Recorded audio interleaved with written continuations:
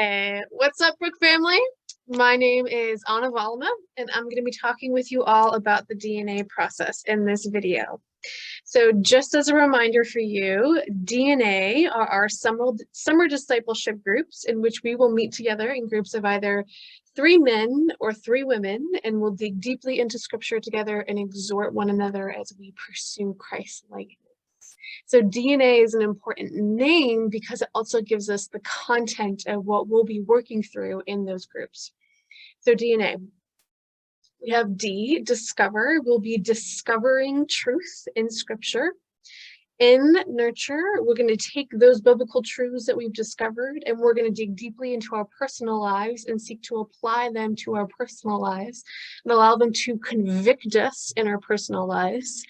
And then A, act. So we're not going to merely take these ideas that we learned in scripture or merely allow them to convict us, but we're going to move to action. We're going to think through practical ways to live out the biblical truth, to not allow it to be merely words on a page, but life transformative. So I'm going to be working through the discover portion of this process with you all today. So discover, we're going to be working through 2 main questions. So first, what observations can I make about the biblical text? And second, what does this teach me about who God is and how he relates to the world? So the most important thing we can pull out of scripture is who God is. And ultimately that in itself and what we can see about how God has created the world and then what he desires from the world should be life transformative for us. So I'm going to pull up a PowerPoint and we're going to look at what this process will look like in the story of Zacchaeus, because who wants to just look at me the whole time? That's boring. So hold up a second. So in digging into these discover questions, you can actually use those same observation tools that you've been using in your RCs. So just as a reminder of those, and also just in case you haven't been in RCs, we have ask key questions, which are things like who, what, where, why, and when. We have look for keywords like but, so that, although. We have look for things emphasized in the passage and also in the overall context of that passage. And we have look for figures of speech. So if I do this in the story of Zacchaeus, here's some things that I can pull out. We can see that Zacchaeus as a tax collector is being emphasized because it's talking about his response to Jesus in his trade, in his business, if you will.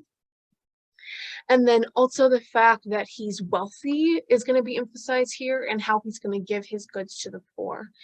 We don't see those things just in this passage. We can see these things also based on the overall context of the chapters that are surrounding Luke 19. So based on all of this, here are some things that I can pull out to answer those 2 discover questions. First, what observations can I make about the text? First, the story of Zacchaeus displays a genuine faith response to encountering Jesus. So tax collectors, again, we have this emphasis of tax collectors going on.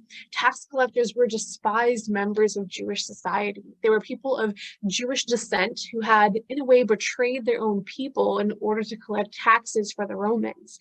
And so Zacchaeus, as a real person that lived in history, but also the parable surrounding it and this emphasis on tax collectors shows the kind of genuine transformation that occurs when you encounter Jesus himself. And then we have this faithfulness regarding money theme that is emphasized throughout. And then also the nature of salvation and our relationship with God is a key theme in this passage, right? It says that salvation has come to this house when Zacchaeus responds to Jesus by giving up his wealth.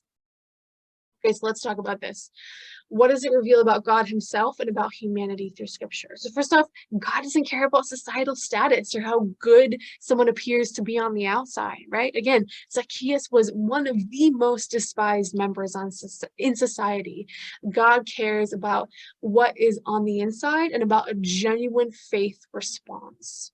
So this is the most important point then of this passage. Instead, salvation is about a life transformative response to Jesus, which reveals genuine faith. So this element of Zacchaeus giving up his wealth is important, but it's also important to note that it's not the avenue of salvation. That Zacchaeus, when he's faced with God himself in the flesh, with Jesus, with this Messiah that they've been waiting for, that he can do no else but to give up his wealth, but to love the poor, and but to act out of this encounter with Jesus.